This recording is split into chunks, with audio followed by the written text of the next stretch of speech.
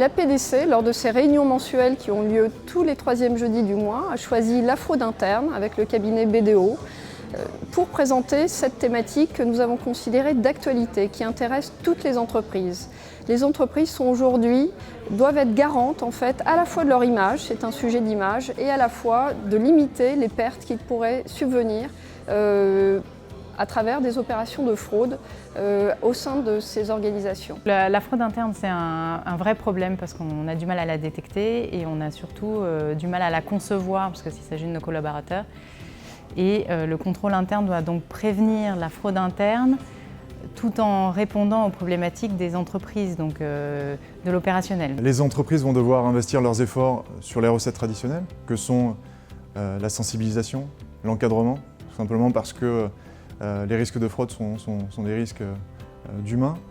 Et puis à ces recettes traditionnelles, il va falloir adjoindre l'analyse de données qui va nous permettre aujourd'hui d'adresser une bonne partie des risques de fraude. L'analyse de données ne permet pas de tout couvrir.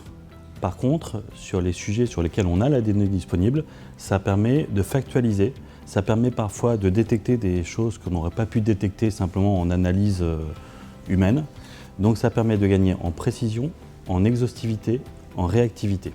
L'employeur doit veiller à collecter des éléments de preuve, dans le respect néanmoins des dispositions qui gouvernent l'informatique et les libertés, et conformément aux règles conventionnelles et disciplinaires en vigueur dans l'entreprise. Le cas échéant, il peut être assisté d'un tiers sans pour autant que le procédé de collecte des éléments devienne déloyal.